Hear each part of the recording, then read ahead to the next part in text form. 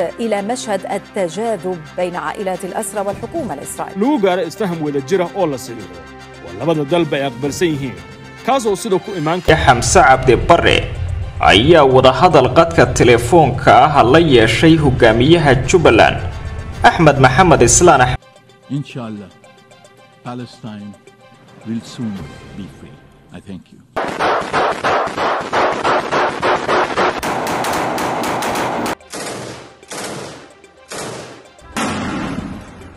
عملية رصد ومراقبة وتتبع ومن ثم تأتي اللحظة الحاسمة التي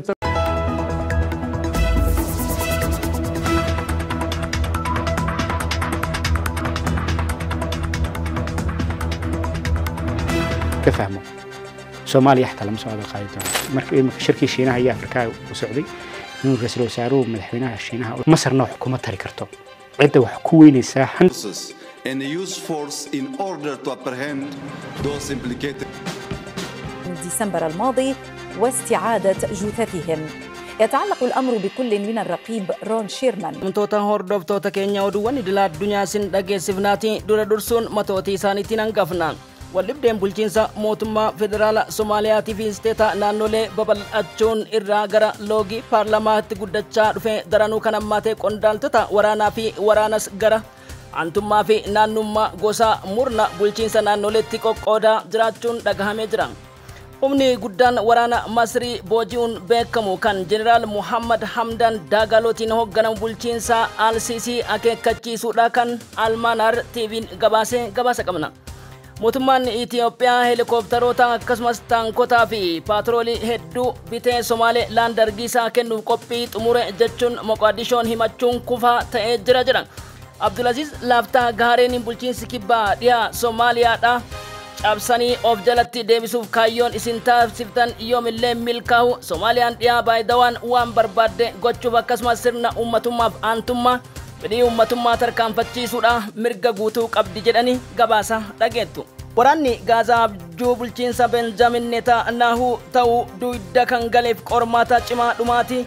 Har'a dabalatee loltoota Israa'eliitii fi akkasumas alaarmiin lolaatiif affeeramuun Israa'el Hizbolla wajjin yaaddoo guddaa kan ta'eef daangaa Sooriyaatiin loltoonni 25,000 birgeediiwwan torbatti wal qoodanii cabsanii seenuun mujaahidootatti makamuudhaaf Raashiyaadhaan akkasumas mooraa Raashiyaa kan kibba Sooriyaatti argamutti dabalaman jechuun Israa'el himachuun humnoonni Hamaas har'a tarkaanfii gurguddaa fudhataniin loltoota 4 kan Israa'el jette 4 miti jechuun viidiyoo dubartoota 4 dabalatan gadi dhiisuu kan gurraan isin geenyuta kabajamtoota hordoftoota keenya.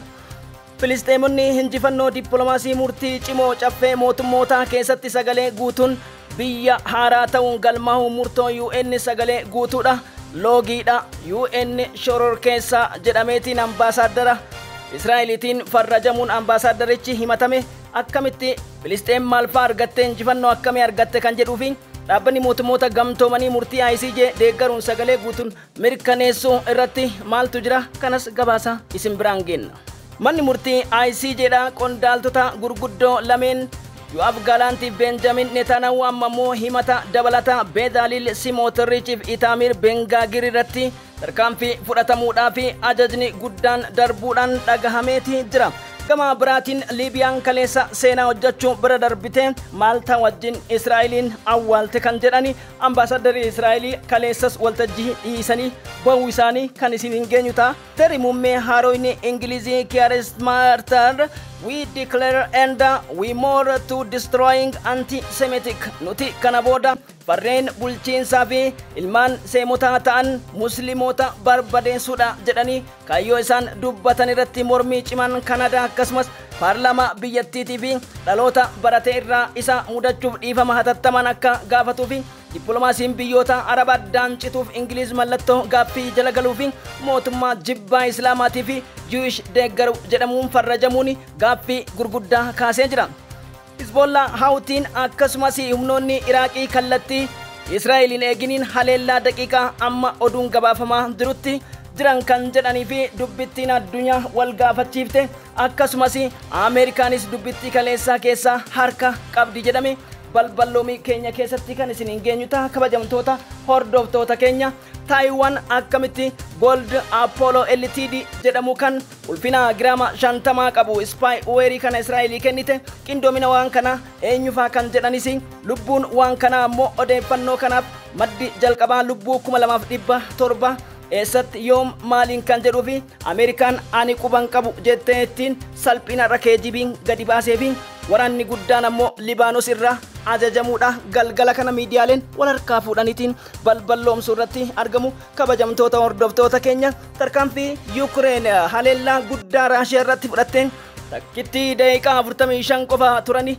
Iskaandar misaayiliidhaan Kharkiv barbadaa'uuf lubbuun ajajaa neetoo dabalatee loltoonni hidhaa gurguddaa keessummeessan kanneen 360 ta'an lubbuun darbuudha Kharkiv beeksifteeti jirti. Odeessaa keenya hanga xumuraatti akka nu faana buutanii dhaggeeffattan homa takka shakkii hin qabnu isiniin jechuu barbaanna.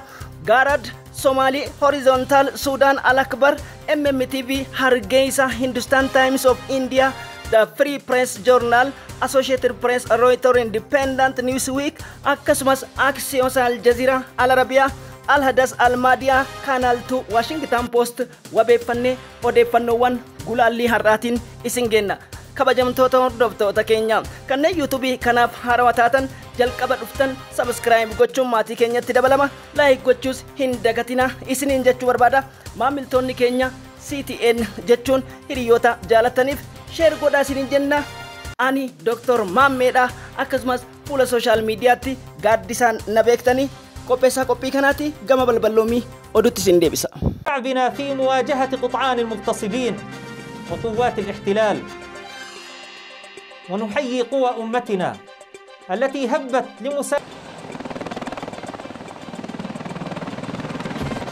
are the ones who are not being realistic.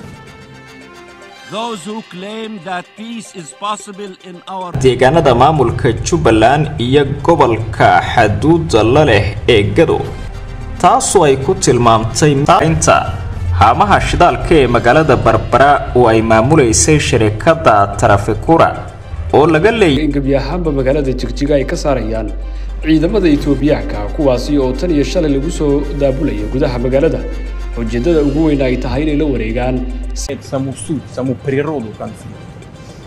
Это будет означать, что страны НАТО لها مراسلنا من مناطق في إصبع الجليل لصواريخ اعتراضية إسرائيلية. منع إسرائيل من القضاء على المقاومة الفلسطينية. منع إسرائيل من القضاء على أيو سياسة وقوتا صدومات مورتة غانا چيمسا غاريتي أكا تركان فتوب سوچي مقوادشون بلچينسا ديمقراسي فدراليزمي أتبو في وريقم توتا إلمان إشي برادر بي إثيوبيا دوان أفريكا دا كان چلاسف اوناچيسي تاتا في هودان والورانسا كيسو مقدشو بورا إرماچي سما استيتا نانولي أكسمس چاسف ماتوكو أكا هن أورمتي ديمتو في إدو كان بوابين كيسا بامي في رافاما ديناگي كيو شرور كيستوتا kayyoof bu'uura hin qabne irra hambisuudhaaf jecha yoo diqqaate dhibbanta 35 ol ammas Alshabaabiin jalatti kuftee yeroo jirtutti bilisummaa hundee mirga abbaa biyyummaa akkasumas argachuun hargiisaadhaaf labsachuun olaantummaa akka biyyaadha ana awwaala qaba ganna dhiisaa kan jedhan bulchiinsi Muhammad Farmaajo irraa kaasee hanga Hasan Mahmud Sharifitti wixxifachuu yeroo itti fufaa jiranitti duraan pirezidaantiin Soomaaliyaa amma Hasan Muhammad Sharifi hoggana dura bu'aa garee shororkeessaa Al-Shabaab ta'uu gabaasa keenya darbe keessatti isin yaadachiisuun ni danda'ama. Haa ta'uuti iddii isaanii yoomillee buqqa'uu qaba jedhaniitiin odeeffannoowwan gurguddaa argatanii Al-Shabaab ammas kallattiiwwan hedduun yeroo Soomaaliyaa marsee jirutti seenaa bu'aa bahiiwwan gurguddoo dararaa lammiileen Soomaaliyaa qulqulluun keessa turan viidiyoo kana erga isin daawwachiifnee booda gara odeessa keenya bal'atti deebina.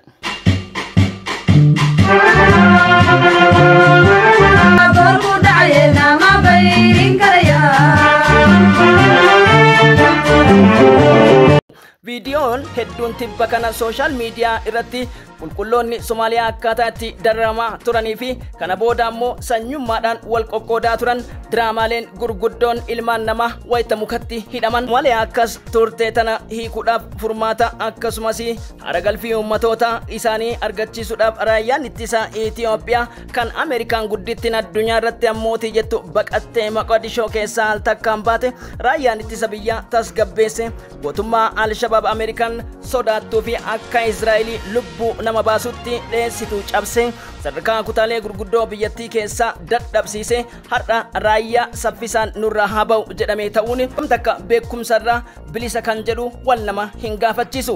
Haa ta'uti kutaawwan biyyattii hedduun raayyaa ittisa biyyaa wanti bakka bu'u hin jiru jechuun jaalalaa fi aantummaa raayyaa ittisa biyyaa kan Itoophiyaatiif qaban sagalee mormiitiin bulchiinsa Hasan Mahmud Sharif Madoobee dura dhaabbatan jedha.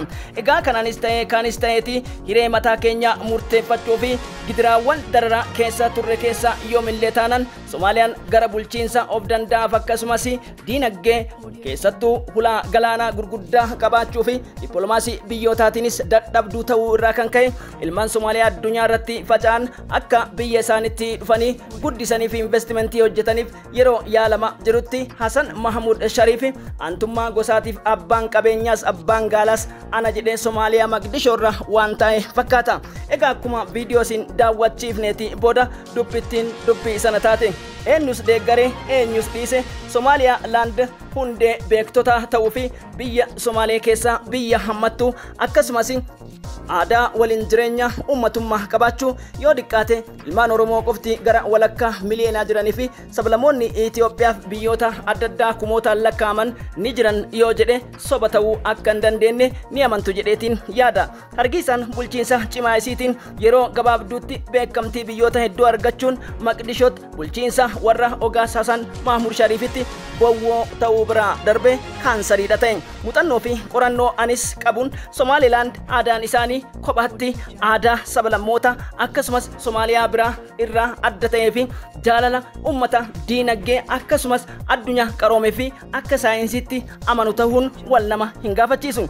Galaana dubbii kiyyaatiin butameeti garana isin geesse kabajamtoota hordoftoota keenya. Haa ta'uti jaalala biyyaaf tokkummaa isaan qabanirra oduun qoqqooddii sirna federaalizimii Hasan Muhammad Sharif irratti amma gamame gosoonni Somaaliyaa gargar wal baasuun dhibba darbee paarlaamaan Somaaliyaadha haleella gurguddaa wal irratti raawwachuuf akka fiilmii tiraajidiitti wal haleeluun inni guddaan sababa warra kooraa malee nama fe'atu Asmaraaf Maqdishoo fe'atu bulchiinsa Abdul Fattah Al-Sisi ta'uun beekamaadha.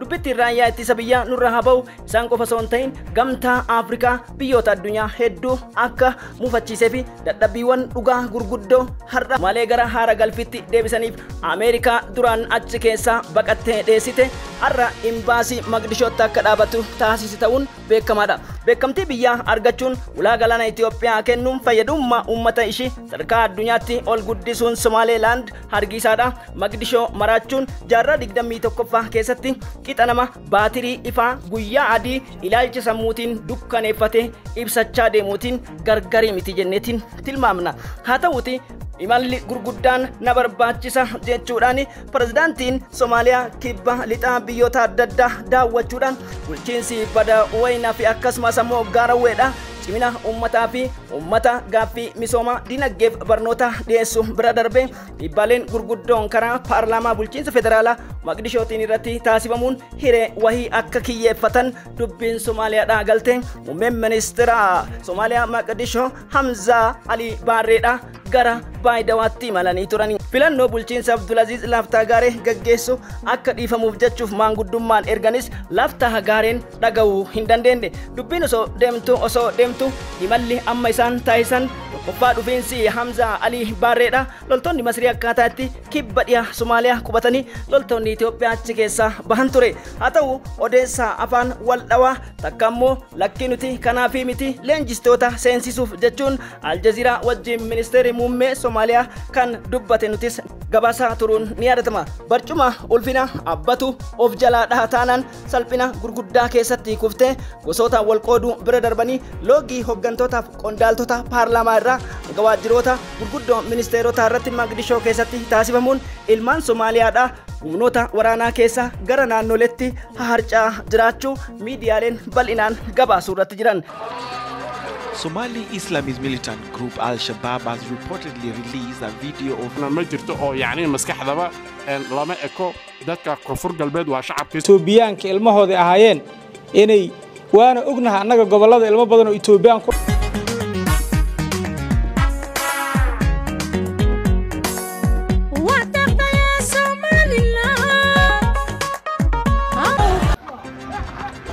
מוכנות, בסדר? אנחנו נצטרך בשלב ההתחלתי בכניסה להשחיל הרבה רימונים.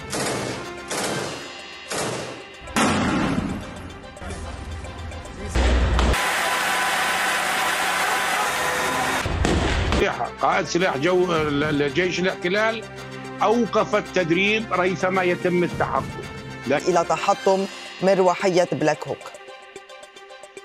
يعني هي احتمالين، سقطت أم أسقطت.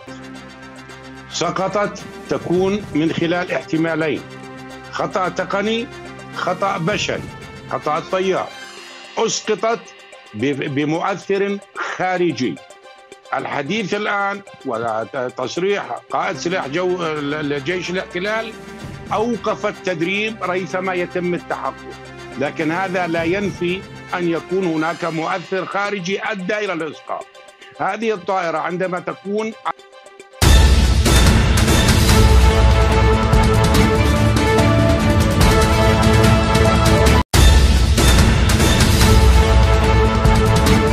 في إسرائيل اعتقادهم بعدم قدرة الجيش على هزيمة حماس. في الجيش الإسرائيلي للصحيفة إن أحدا لا يستطيع تحدي حماس شامني إلى أن الجيش ينتصر تكتيكيا في مواجهة حماس، لكنها هي في حتى قيوتا بسدي فبرتمي سغني كيسات كان ارغمان فلسطيموني غازا مودا غرغدو كيسات غمچو فروتن هاغو غمچي سيفي نياتي بولتوتا ورا بدان اسان ايغاليتين افيلا جرو مو كان غدسيسه مني مري موتموتا چافي غمتومني سينا بركودا سغلا برتمي توربا دبا في چوبو بريطانيان راوتمي يوكين انجليزراتين تاتمي سغل جاتمي توربا كودا سغل سديتمي سغل وغرا غافي مرغابا بيوما دوماتي كاليستي دبلتيتين har injifannoo argachuu isaanidha maraachurratti argaman warroonni isaanin jaalanne injifannoo biyyummaa guutuu murtoo sanyii isaanii irratti keessattuu murna teelaaviiv hoogganaa jiruun taasifamaa ture mirga himachuu guutuu sagalee ameerikaa awustiraaliyaa UK israa'eliin alatti mirkaneeffattee injifannoo lammaffaa qondaalli waraanaa UAP galant neetaanahuun itaamir beenjaagir akkasumas beenamin neetaanahuun mana murtii yakka duguggaa ilmaan namoota timatamuun akka dhiyaatu sagalee guutuun mirkanaa'eeti ture. Teessoo dabaa kanarratti dhugaa argachuun Filisxeemota immoo addunyaa ajaa'ibsiisutti jira. Kana malees Ameerikaan boqonnaa haarawaa ittiin dhukaasa dhaaban qopheessaa jira jechuun yaaddoo kana keessa seentus Ambaasaaddarii Tarkii, Liibiyaa, Indoneeziyaa, Aljeeriyaa, gama biraatiin Masri, Suudii, Maaltaa warra yakkaa isii jet Afrikaa kibbaatti dabalame Liibiyaa dabalateetiin boqonnaa 7 keewwata 77 muraa 7 akkasumas keewwata xiqqaa 2-4 jalatti murtiiwwan bara 2022 murtaanoo jirra akka oolan saffisaan jechuun Filisxeemonni akka biyya haarawatti kaleessarraa eegaleet mana marii mootummoota gamtoomanii keessatti biyya guutuu ta'uun mirkanaa'e kun ammoo warra masaanuu duchisiise alhamdulillaahi rabbil aalamiin jechuudha filanna kabajamtoota hordoftoota keenya. Inshallah, Palestine will soon be free. I thank you. And the Palestinian people will disappear or surrender. The outcome of the ICJ. This court, which we all know of the theory, while the basic right, Palestine, principles, decisions, and full respect of international. Categorically determined in our support, in our solidarity with the Palestinian people. Respect they deserve, and to recognize the rights they are entitled to. Not sacrifice it on the altar of cold and reckless political calculations. Peace for all, and I thank you. Hordoftoota keenya dubbiin kanatti hin dhaabbanne akkuma beekamu insha Allah guyyaa tokko ifa bilisummaadha yookiin Filisxeem walaboomtee arguu jira kan jedhan ammoo ambaasaaddarii Paakistaaniiti. Guyyaa gammachuu fuulli Filisxeemota ifa ta'us yakki duguggaa haleellaa xiyyaaraa yeroo itti fufee fi haleellaa gurguddaa Birgeediin Alqasaaf Alquddus fudhataniin loltoota 4 ajjeefame Israa'el jettu Hamaas 9 jechuun suuraan dabaleeti kan garsiise Al-Arabiyaa Aljazeeraa fi kana malees The Free Press Journal gabaasaniitiin jiru. Madda kanaan wal qabsiiseen har'a galgala ammoo dubbittiin Israa'el macheessite qondaala beekamaaf Brigadier General kan ta'ee fi onkoloolessa torba yeroo Hamas haleellaa sana raawwatu warra laafan jettee Israa'el ari'uu deemtu keessa dula opereeshinii Raafaa irratti ergite ajajaan waraanaa tokko qabamuudhaan lubbuun isaa darbuudha beekamee jira. Kabajamtoota hordoftoota keenya yuunitii 8200 Brigadier General Yoosi Saariyaal jedhamu harka Hamas bu'eetiin Allahu Akbar jechuun dagatina فيديو كان داوني ولتديبنا تؤدي إلى تصاعد هذا العمل العسكري بشكل كبير جدا يعني إن لم تكن هناك بنى تحتية فهذه الأعمال ستؤدي إلى أعلنه الجيش الإسرائيلي عندما يقول تم تدمير لواء رفح وأنه تم تدمير 80% من الأنفاق في فيلادلفيا. هذا يعني إعلان حتى لنتنياهو لدرجة تأثير هذه السيدة على الحياة السياسية في نتنياهو حينما يتحدث هل هذا منك أم من سارة بمعنى أنه سارة نتنياهو لديها تأثير قوي على هذا الرجل. نتنياهو في كثير من المواقف على خصومه السياسيين وكان أن يعني اصطدم نتنياهو مع المجتمع الإسرائيلي بسبب مواقف كان واضحا جدا فيها أن سارة نتنياهو هي التي دفعته إلى اتخاذ مثل هذه المواقف. محمد الأخرس in dhammaan dhinacyada loo yaqaano halowga oo khasaare geystay isla markaana la qarxiyay. أحلام عثمان إذا أحلام لو تنقل لنا الصورة في الداخل الإسرائيلي كيف يتم تناقل. أدانت جماعة الحوثي الهجوم الإسرائيلي في لبنان وصفة نياب الجريمة وانتهاك لسيادة البلاد وتوعد الحوثي explaining a shift in focus in the war. This is when he addressed troops at Ramat David Air Base today. في فيلادلفيا هذا يعني إعلان حتى لنتنياهو لدرجة تأثير هذه السيدة كاسيتنا هليلا غودا سايبري كان سبايك ER جدموتي كان ويران أرقمتو لبنان بيروت ومشا تايواني كان تايباين ويرتو كمشاني أول لبنان كيسة تجاسفمون كسارة بيروت غودا ورانا غودا ديمودا كان غبافمين تاوتي دبتين جولدن أبولو التي كامباني تايوانيتين أومشامي كوني نتوركي إسا بوتامون ويرتو ورانا أركا إسرائيل كيسة كان سينف كيميكالوني غرغودا ميشالي ورانا كانين كهت إياروتا F-35 ميسايلوني غرغودوني في تكنولوجي فرنك اللينسا S-300 مرنا مسك BN-400 جدمان هون ديسانيتو أرالا فوسفراسي أدي أكاوف كيسا كابان كانيماني في يوديك آتي متر دبالا مرانغا كيلومترا آفوريتين hidhata teknolojii wiirtuu neetworkii irratti kan hidhamee fi dhukaa guddaa dhagaa baatirii isaa wajjin electric circuit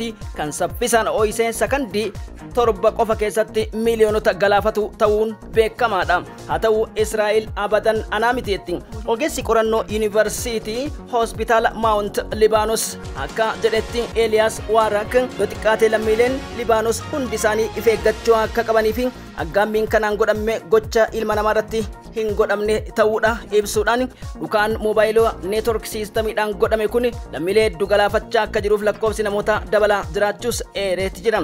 Daayirektarii waliigala hospitaala kan taate immoo Nuurs Oostaadhaan hanga ammaatti jiraattonni kanneen 14 lubbuun darbuu fi 450 hospitaala isaanii ciisanii akka jiran himuun barreessaan mootummoota gamtoomanii Antoonii Guutaarees dubbitti kana kan balaaleffatamu qofa osoo hin ta'in yakka ilmaan namaa irratti raawwatame qorannaa gaggeessina jechuun jila addaachitti erguu maddeen gabaasanii jiran.